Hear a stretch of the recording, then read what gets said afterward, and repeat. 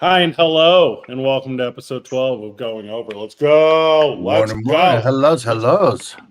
Let us go. We shall go. I like I think that Fred's the only one can be loud. My whole family's asleep. one. That's unacceptable. Doing an early morning recording on today's episode because that's how the adult life works. I am Fred Slow. Saleh Taylor with us and joining us for the first time, but soon to be often contributor, Gabe Gambino. Welcome, boys. How are Hi. you? What's going on, guys? Gambino, man. Hey.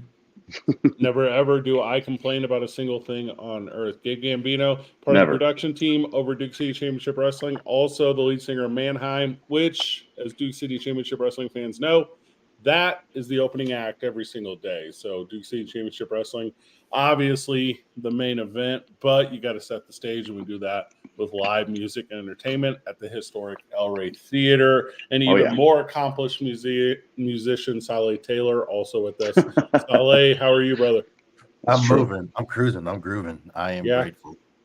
This is our first going over since our last event. Saleh, get any feedback from the TV product on your job and how you've done, and how's it felt sitting in to the broadcast seat for Duke City Championship Wrestling? It was riveting. It was scary. It was amazing. I felt alive for the 10th time that day. It was great, man. Yeah. I loved it though. It's a unique challenge where you're watching it live, but you also have to keep in mind there's a monitor that's showing what we want to show, not what Broadcast to the screen, right? That's 101. So you gotta so you gotta pay mind on what it is, what angles we're showing, and especially when we have like live replays.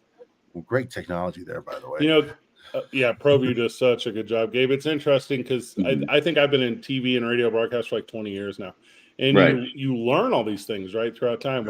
And like I said, broadcast to the screen is one of them because you can only talk to the audience about what they see. You know, they're not there in a live and it just changes it completely. And specifically as Right. opposed to radio, you know, a radio broadcast is the opposite of that. You know, the radio broadcast is theater of the mind, and you're trying to create the broadest picture possible. And Saleh just picked it up instantaneously, and I'm excited for him to stop learning at the next one and become the character that he so very is, because we're going to do a tremendous job. Gabe Gambino, obviously Mannheim Music kicks off every night that we do Duke City Championship Wrestling. TV recordings once a month. This next one, November the 16th at the historic El Rey Theater, just days away from the time of this recording. And then the release schedule is weekly. That'll be on Wednesdays, on Saturdays. We do that. They're 30-minute episodes. But here's a fun announcement, boys, which is not public yet. You know, we're currently carried on Comcast Channel 26. Yes. Which is a really fun. We're now also over the air, Comcast 27, boys. So, Ooh. So we're now public access as well. So moving on up in the world Let's of go. reach and penetration. So kind of a very exciting thing. Gabe, you are in your mid-30s. You've been a pro wrestling fan for the first part of your life, but you gave it up early. Talk to us a little bit about your journey with pro wrestling, kind of how it shaped you in the world of entertainment, when you stepped away from it, and why you're only now coming back. Well, when I was a kid, I was obsessed. You know, I had all the Sega Genesis games, the Super Nintendo games, like Right. I watched Monday Night Raw and then Nitro as well. So I was a big like Monday Night Wars guy, you know. Ooh. And that Good was times. like, I mean, I think that was like the golden standard of wrestling back then was the, like they were trying so hard to top each other each and every week that it just made it so intriguing because you're like, oh my God, like, Hogan goes to NWO and all this stuff like, the Hardy Boys, Degeneration X. And then it was really capped off. Like my dad begrudgingly took my younger brother and I to the Royal Rumble in 1998. Oh, how cool. Yeah. Yeah. I was like 9 years old or something during that time, but Where was that one at? San Jose, California. So I Okay, grew up in San excellent. Francisco. Yeah. It was, this was the one where like, all of Mick Foley's personas came Yeah. out. That's Stone Cold on that one, right?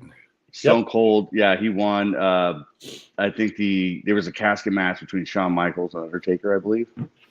Man. That's when Kane was new too. So I that was just like a really, really amazing time.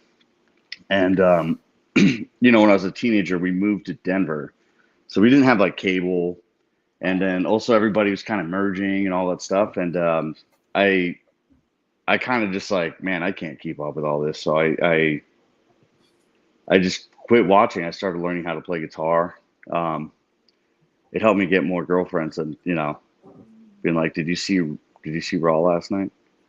But well, so my younger brother was handsome, and I was like, I better be funny and learn how to play guitar like pronto, But yeah, after that, I just kind of, I was like, still like, if somebody talked about it, I wasn't like, not into it, but I just never like took the time to, to keep watching it. And after basically Fernando Gonzalez, remember the ownership group, he was when he got the voiceover gig for you guys at that DCCW, he was like, hey, they were mentioning a band, and I told them I had the perfect band, and it was us. And I was like, you know what? That sounds amazing. That sounds really fun. I thought it would kind of be a one-off thing. And after playing that first set, one the like crowd was like just electric, and I was like, you know what? I'm gonna hang out and see what's going on. And that like it changed my life. That's interesting. I haven't heard you say that before. Did you not have intention of sticking it out after the first one? Is that what you're saying? You were convinced on the spot? Yeah, I was like, maybe I'll hang out. And I thought maybe this is a one-off kind of gig for us, you know what I mean? And he was like, yeah, possibility of like being like a house band. And I was like, that'd be pretty fun, But of course, it's like Solly knows this, you're a musician, like people are like, I have this amazing thing coming up, right? And you do it, and there's 4.5 people there, and those 4.5 people suck, just staring at you. Yeah. They're just, giving you these cold eyes and stuff like that. And I was like, all right, and also I've just always dug the challenge. Like we played hip hop shows and stuff like that. And like we've done metal festivals and, things we don't really belong in. So I was like, maybe this is just another one of those things, And once we started getting into seeing how the crowd, I was like, they chant everything. Yeah. Like I got off, I went to work, and I was like, I'm leaving early. Like I was like, dude, if you just chant everything, it just the power of the chant. If there was a group of people you would want to train your puppy, like this is the group of people. Like they learn so quickly. They know what's right and what's wrong. It's not just Duke City Championship Wrestling. It's pro wrestling fan. Oh yeah. Yeah. Solly and I will go to Survivor Series here in a week. Is it a week? So amazing. Next week. Flying. Yeah, next week. So we leave for Survivor Series in like 10 days, and we're gonna go out there and the entire WWE universe has changed from woo to yeah. It's like they just learn. They grow into it and develop in that way. I talk about this a lot. Oh, go ahead. I'm so sorry. My son was a great example. He's 13 years old. I took him to his first, I think in September, he went to his first DCCW event. Yeah. And he knew immediately, he's like, that's a bad guy. Yeah. I'm going to boo and hiss. That was like 10 minutes. Well, Matthew Robles walks out and he's like, I don't like him. I don't like that guy. Well, I hate him as a human being. We broadcast out of Albuquerque, New Mexico. That's where Duke City Championship Wrestling is. Albuquerque is known as the Duke City. And like WWE will come to town in January, right? So your kid we won't use your kid's name, he's a kid, but your kid's like 15. And the idea is like, we'll give like Gabe and his 15-year-old son, like all his buddies, a bunch of tickets to WWE whenever they come to town. And then like, before you know it, it's like, it literally is like an infection. Like it'll just spread amongst them, and it doesn't stop. I have grown men. There are grown men that come. Like there was my buddy Brian. He bought a ticket just to see us play at first, and he's like, I'll stick around. I see him like an hour later, right? He's got a beer in his hand. He found a seat. He's like, kill him. You know, he's yelling like, He bought and a he's like, hat dude. and a T-shirt, and he He's let like, Veronica Vegas smack him across the mouth. He's like, I can't believe they did Hobo like that, you know. But he's like, he texts me now. I'm like, yeah. Or people are like, you know, hey, what do you? I have some ideas, and I'm like, I'm not the I just play the music, you know. Write it down. Write it down. I got an interesting question for you off something Gabe said whenever we started the program. Gabe said he had really fallen in love with pro wrestling during the Monday Night Wars. That was the late 90s, early 2000s, like Attitude Era kind of stuff between the two companies, WWF and WCW. I have for many years as an adult, having worked in the world of entertainment, believed that it was a complete work the entire time. I have a belief system that WWF and WCW were in on it. Gabe, careful with that microphone. I have a belief system that they were in on it. I have a complete belief system that they knew exactly what they're doing. There was no competition at all. It was just a really creative writing from both at the exact same time working in cahoots. I don't know what your opinion is on Saleh with that, but I just wanted to present it to you. Do you think it was like altruistic competition, or are you a little more on my side where you think they were working in cahoots the entire time and putting a work over on both fan bases? I'd say it was a bit of both. They like an opportunity for them to make as much money as they could, and Lord knows how much money they made. Because, I'd say it started like friendly competition amongst colleagues. When, all right, you know, you can do your thing, I'll do my thing. But then they realized we can make a lot of money on this. Let's milk it for as long as we can. And then I think Ted Turner like changed the game too, and he offered them a lot more money. If I'm correct, you know, when he did WCW, he's like, "Cool, I'm going to throw a bunch of money in," and that kind of like helped, I think, you know, because now Vince McMahon has to step up or whatever. Exactly. You know, and there was only one company back in the day, you know. When it's funny, I forget like when Raw first came along, they were still getting their production together because what they were doing on that level has been done really, and then WCW was getting it together, and the force of growth that they had to do because they wanted more people to watch the product, this friendly competition they had, that they're investing more money into the product, and you can see like the growth of everything. But I got to be honest with you, WCW had better. When you're right, Ted Turner was throwing more money at them. Their production value went up fast. One of my favorite pay-per-view stages, Halloween Havoc. Oh yeah, that was a good one. That's still just so iconic. The gargoyle with the pumpkin and stuff, and then like all of a sudden next year, this is when WWF at the time was still doing in your house stuff. When they we got a screen, we have a door, but then what WCW was just getting more money to the production, the product. WWE was like, all right, we gotta add something now. Let's do doors. Yeah, I'm feeling you boys, but I don't necessarily know how accurate that is. To me, the idea was, and this is, you know, billionaires doing billionaire stuff, but I think as I look back on it, I would have zero surprise face, and we'll start with the Montreal Screwjob, right? Okay. I would have zero surprise face if Vince McMahon and Ted Turner were like, hey, you know what we're going to do? And then they did that thing to where it was, hey, we're going to take some of the established names from this current iteration of pro wrestling, which is WWF, put them over on the other channel, create, by the way, using the money of the other channel, right? Mm-hmm. I mean, let's not be even close to weird about that. And guys that weren't necessarily allowing the product to grow a little more for WWF. I use Bret Hart as an example. He was a little bit of a gatekeeper at the time. Didn't necessarily want the dude underneath he to become the dude above he, and be able to move him to the other company, be able to do some things and create a really good, entertaining thing with WCW almost out of the gate. Well, not out of the gate because WCW existed, but out of the gate of the time of the start of this partnership. And then for WWF to do what? Develop some of the guys that ended up being the guys, and that's your Steve Austins, and that's your now Dwayne Johnson, The Rock, and that's some of the Mankind. I think is a really good example of guys that needed time and needed reps and needed to be able to do stuff. Because if you recall at the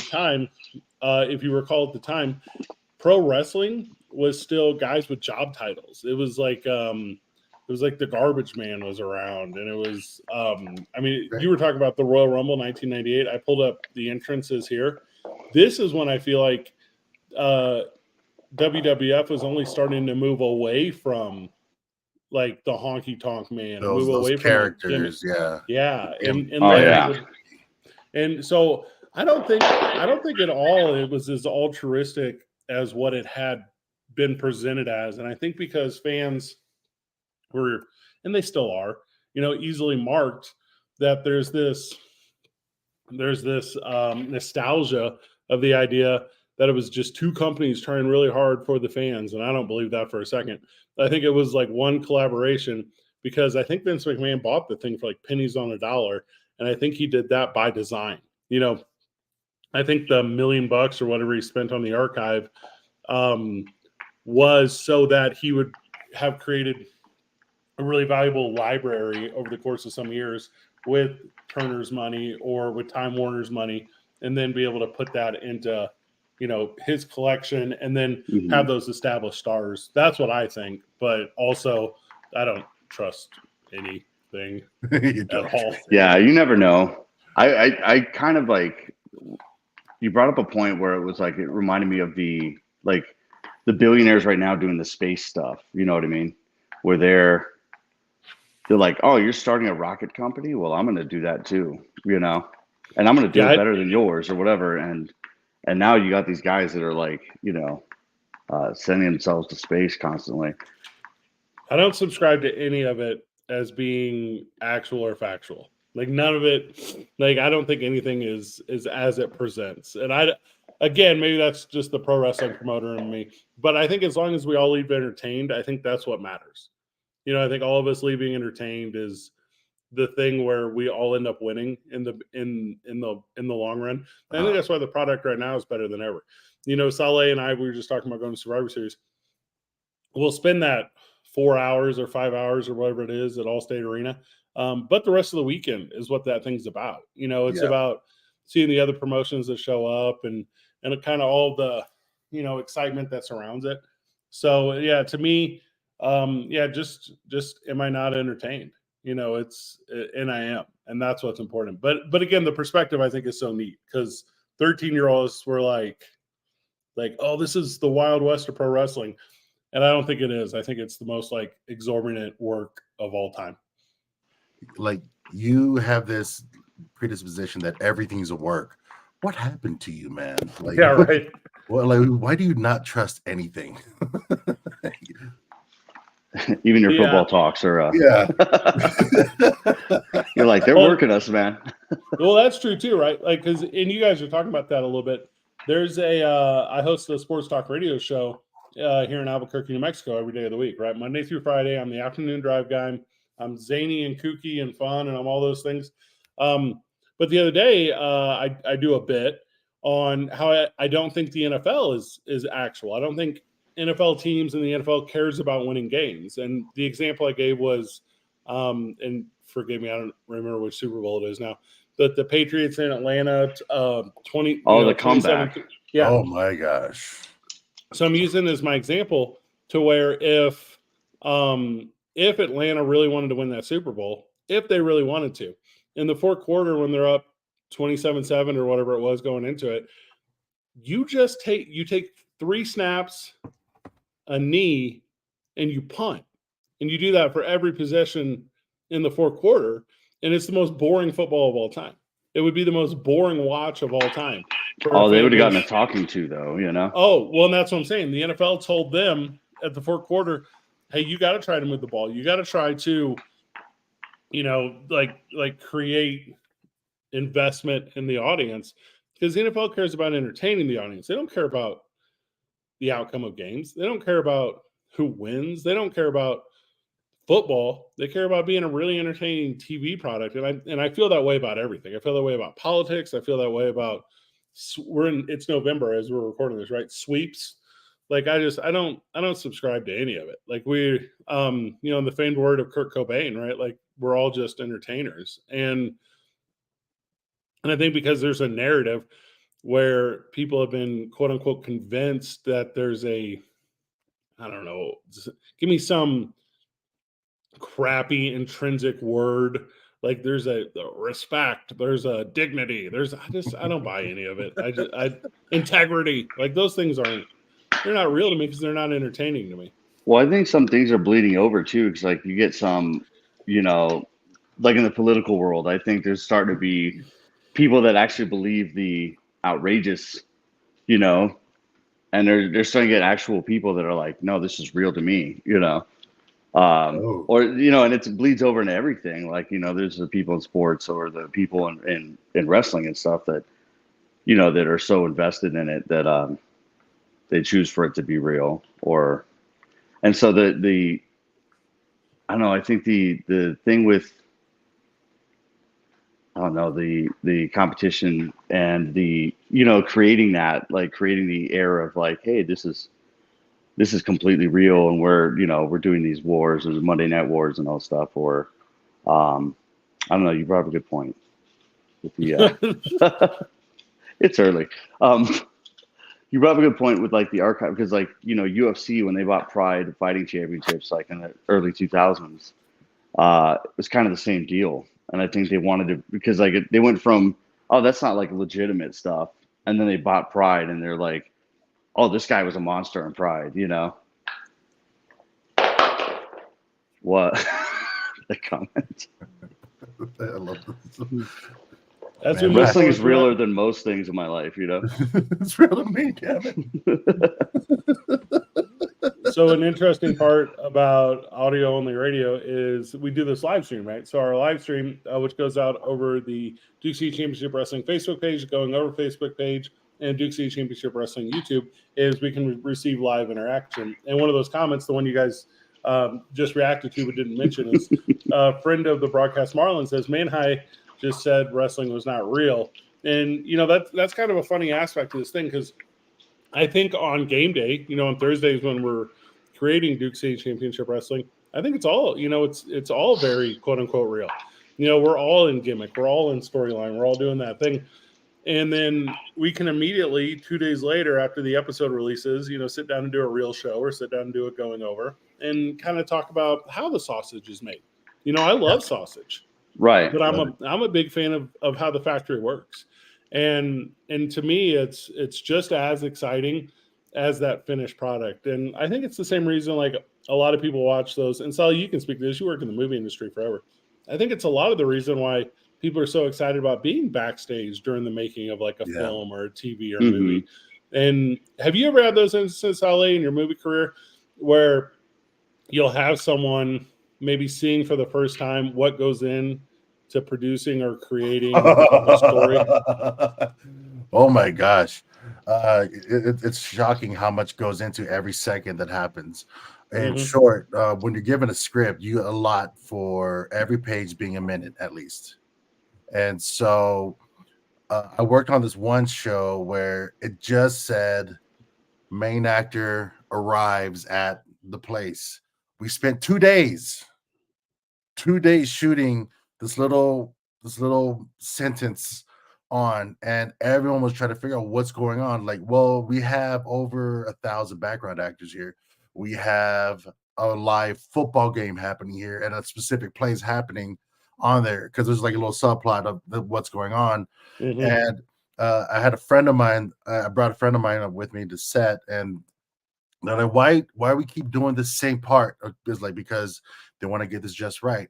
As this actor's landing, they're throwing a football somewhere, and that a hit has to land as they're walking by this camera. It's a very technical shot. It's a very technical thing that we had to shoot, and it took us 2 full days, and it was at least 14, 16-hour days both times, and where we had to just land this thing.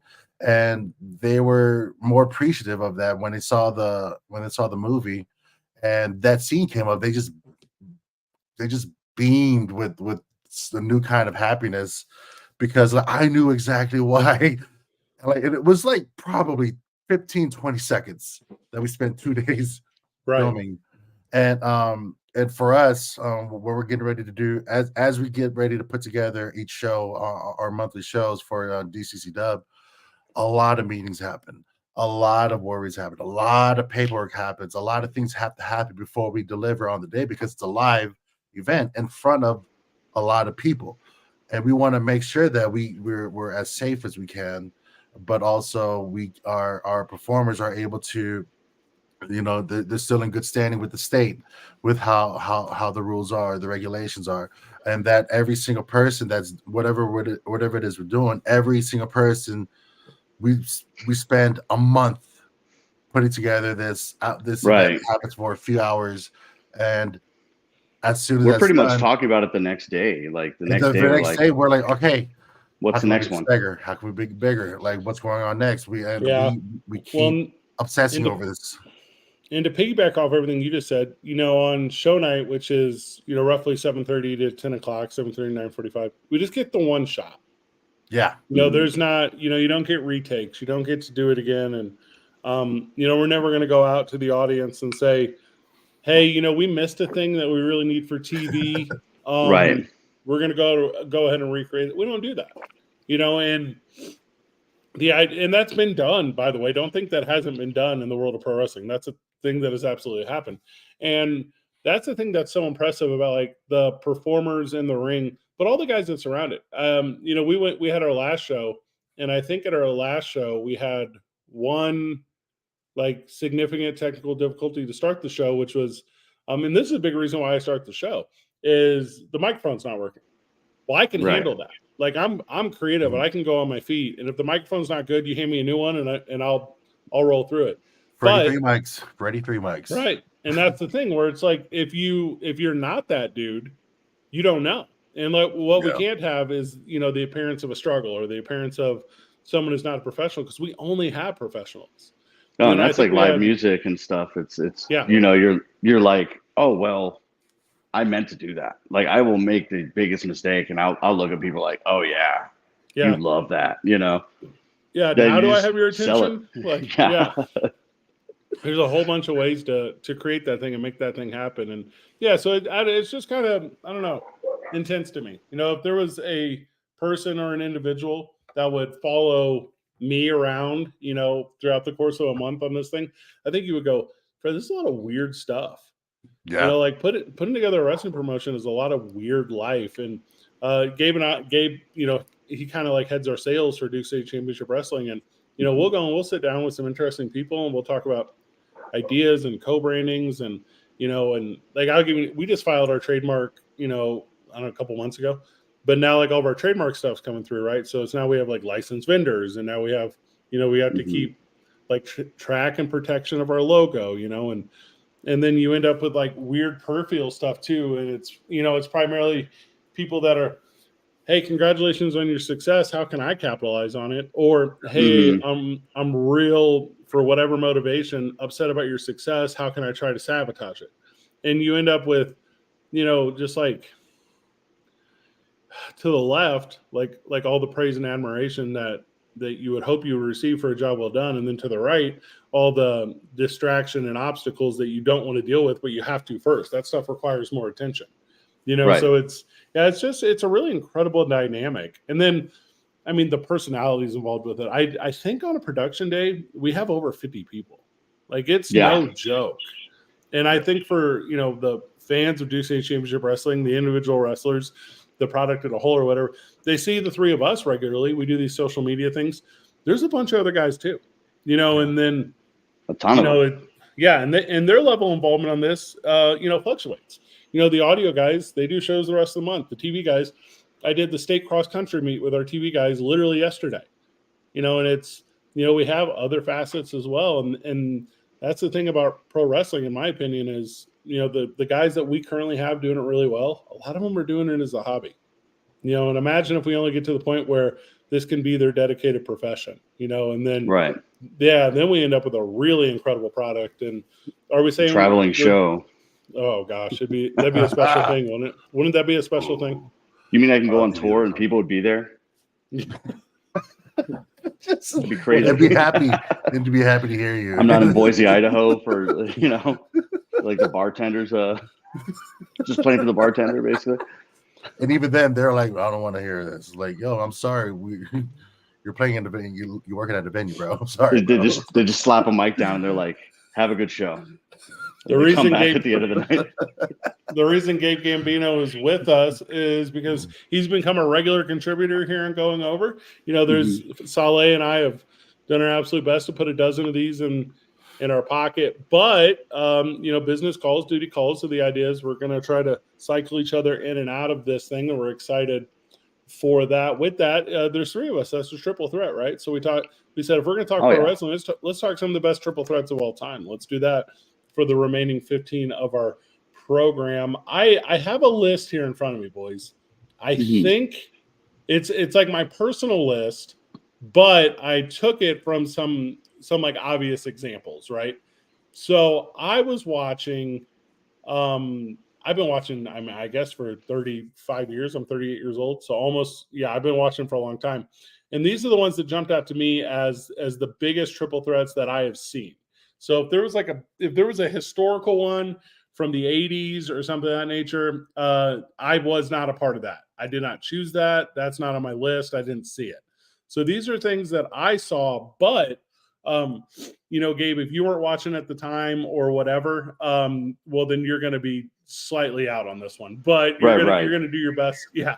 So I think the best triple threat of all time didn't involve three people, y'all. I think it involved maybe six, and that's Edge and Christian versus the Hardy Boys versus the Dudley Boys, and that's SummerSlam 2000.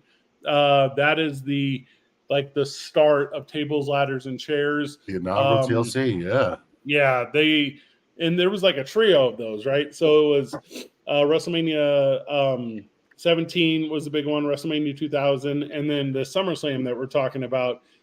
You guys know exactly what this one was. This is Jeff missing the Swanton Bomb, and this was Dudley on the table, Lita pushing Edge and Christian off the ladders. This is one of the most iconic ones that you have ever seen. And then there's a trio of these. Where do you boys kind of put in the triple threat this tag team series between Edge and Christian, the Hardy Boys, and the Dudley Boys? Well, I think obviously when you do the earlier ones, like they have to up the ante, and it's something you haven't seen yet. And so I think when it's so jarring sometimes when you haven't seen anything like that ever happen,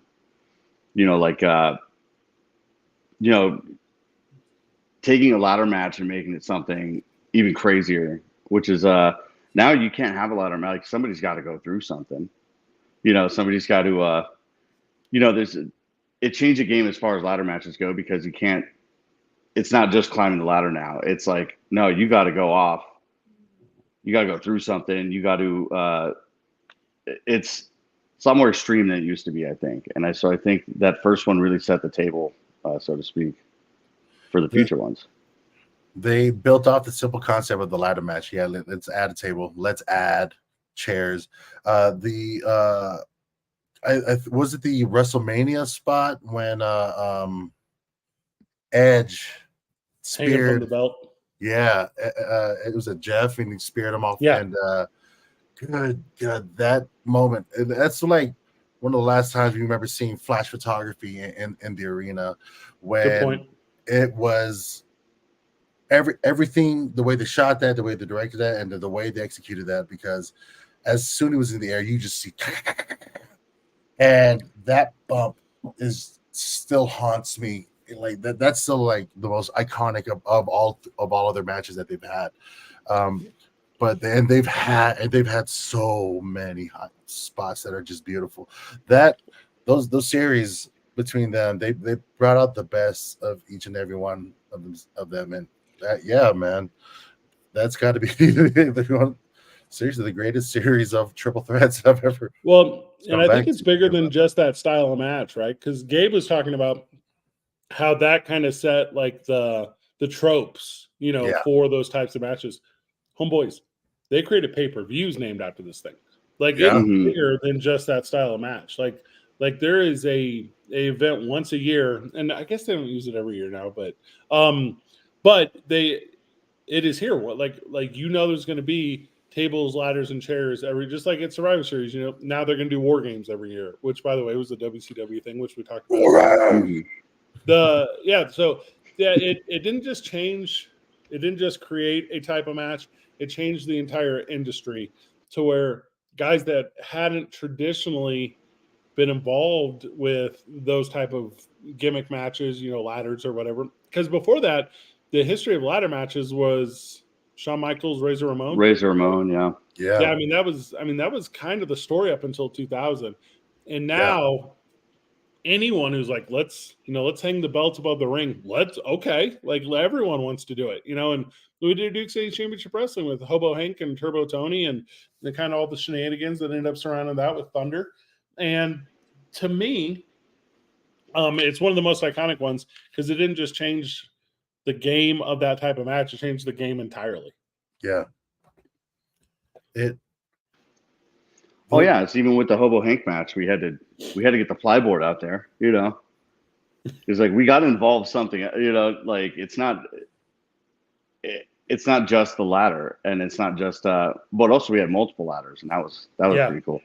And I purposefully didn't ask to know what happens in that match, so I was like, I got to be surprised, like pleasantly surprised at every turn.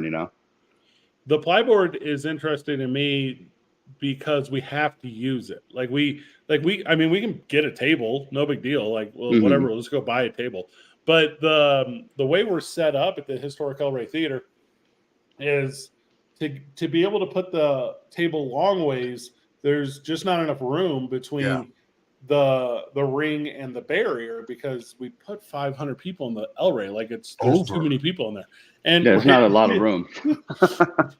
Sally hits me with the gimmick over 500. Yeah, it was a shade over 500 people, and so we have to go with the plyboard because it'll fit, and then there's just a dynamic that's really important. And I know when Turbo Tony and Hobo Hank were getting ready for that match, they're doing a ton of homework on what can you do with a ladder. What are the limitations of a ladder, and we went and bought a ladder, right? We go to the local Box Hardware store, buy a ladder, and it's still got the paint tray thing on it. You know what I'm talking about? And I'm like, hey, take that paint tray thing off. And Joe's like, I don't know, dude. I think we could. Or excuse me, Hobo Hank's like, I don't know. I think we can use it for something. And I'm like, I don't remember as a kid watching any ladder matches with the paint tray thing on it. And he's like, I know that's what's going to make ours stand out. And I'm like, I don't know if you're right. I don't know if you're wrong. Why am I having a lot of conversations about this paint tray thing? And it's held on by 2 rivets. You know what I mean? 2 crap rivets. And I'm like, I could pop that off right here. He's like, yeah, but what if? But Hobo Hank's face could pop it off too. He's like, put it in my throat and just, He's so funny. Yeah. That's the nice thing about our team is that I think having guys that don't necessarily have. We're not traditional. We didn't grow up in this. We have outside perspective, I think. But then we also have, Saleh, your whole family's involved.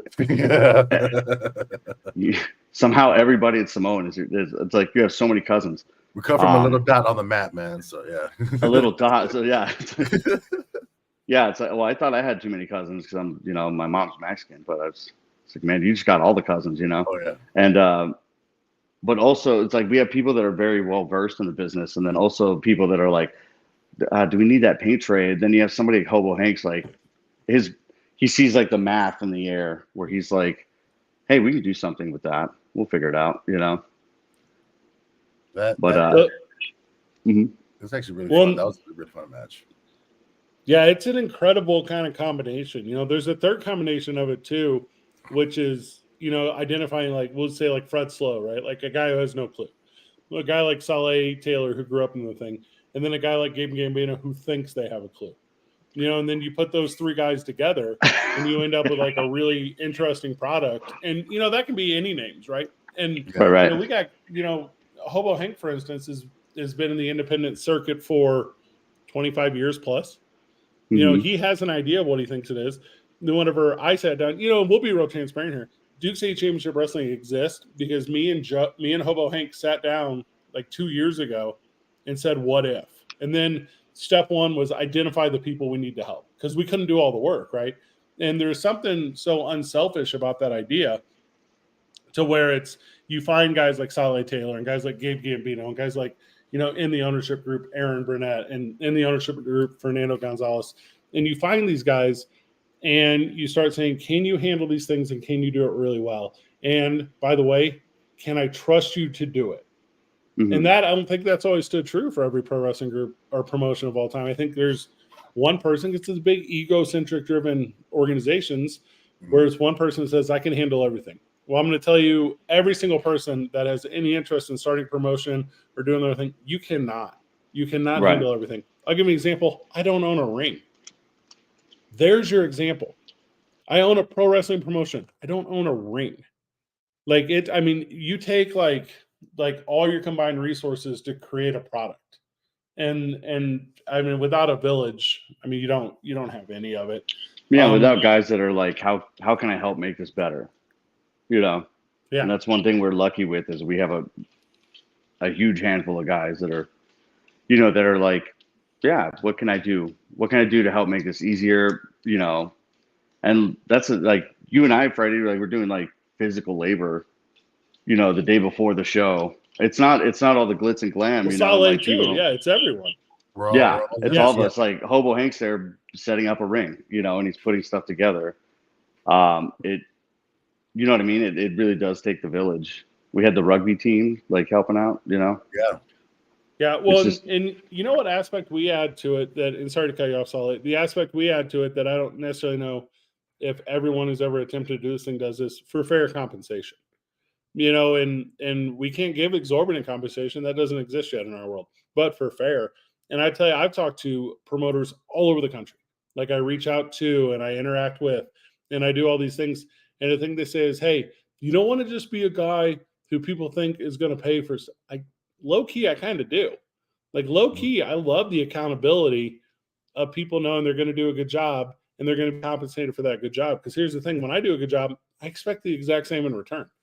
But there's a belief system amongst, in my opinion, and this is not to the 100 percentile boys. This is just what I have found at too high of a percent of guys that will say, well, this is a passion profession. You get these guys to do it for next to or nothing. And like, no, like that is wild to me that a part of your business plan is exploitation, but it does exist from some promoters out there. We're music industry guys. This is that's par for the course, Played so many things for exposure. Right. When Fred asked, he's like, how much do you want to play? And I was like, excuse me? I was like, no, if this thing grows, and he's like, no, you're getting money for this, Yeah. And then well, maybe I have a wrong idea about how entertainment works, but like, if there's not an exchange, monetary or goods or services or whatever, if there's not an exchange, there's no accountability. Like I like, let's say Manhigh shows up and just craps the bed before a show, right? Manhigh shows up and it is no good. And I say, bro, why weren't you any good? And you say, you're not even paying me. Yeah, okay. I'm just doing this for free. Yeah, that's it always comes up. So we might as well be on it now. And that's the thing too, is I think we have a good combo of people that are compensated, but also want to make this product great, and so that really helps us in the long run. Like, and there are people that are, getting in, I feel like me, Fernando, cause he, he's the one that brought us in, and he was just doing backstage commentary, and we talked we were like at least twice a week on the phone for like an hour or more. Like, this is amazing. I don't know. Yeah. Like I just know that I want to do more stuff. And I think, and then me and Fred sat down one day and he's like, Brad, you want to do some sales? I was like, yeah, I've never sold anything, but I'm doing pretty good. You're doing great. But it's when you have a product you care about and you love, and that translates into the fans as well. Like it's incredible. I'd say another thing that helps out real quick, if you don't mind, is it's the you had a clear with you, Hobo Hank and Aaron, we have a 3, 6, 1 year plan because we're working on, there's going to be another show. There should be another show, and the next show will be bigger and better. And you've budgeted out per show, and then you're increasing that budget according to, the response of to the product. So Gabe and I, we're just used to, all right, we have a gig. We don't know when the next one's going to be. This one, we have another one next month. And I want you to come back. I want my performers to come back. I want our audience to come back. So we continue to add value to this because we want you to come back. Our plan is we want you to come back in the coming months because we're constantly building this. This, in that sense, Gabe and I are new to that side where we don't know usually the next thing, but all right, I want to do better. That challenges us as performers. That challenges us as artists, and it challenges you as one of the. Made me start writing. Yeah, I started writing more, and I started how can we change the setup a little bit? So it's so every time it's a little bit different. I love it. What a tremendous first triple threat of the Going Over podcast. Thank you so very much to Gabe for joining us. Thank you so very much to Saleh for being an anchor in this bad boy. Like I said, you're going to see a lot more Gabe. Also, Fernando Gonzalez is going to join us often. So we're going to have a fun little rotation here of hosts. We're going to have to change the logo, Saleh. That's what we're going to have to do. We're going to have to. We'll still keep your name first. I promise. I promise we will. I'm just grateful to be here, man. It's Thanks like so that. much. I'll go last. Like it's like in anything. I'm like. I'm always last. You knock that off. That's how it works. As long as I'm at peace. For Gabe Gambino, for Saleh Taylor. Of course, I'm Fabulous Freddie Fame. Good job, everyone. Don't forget, Duke City Championship Wrestling, November 16th at the historic El Rey Theater. DCCWtickets.com. GG. Thank you.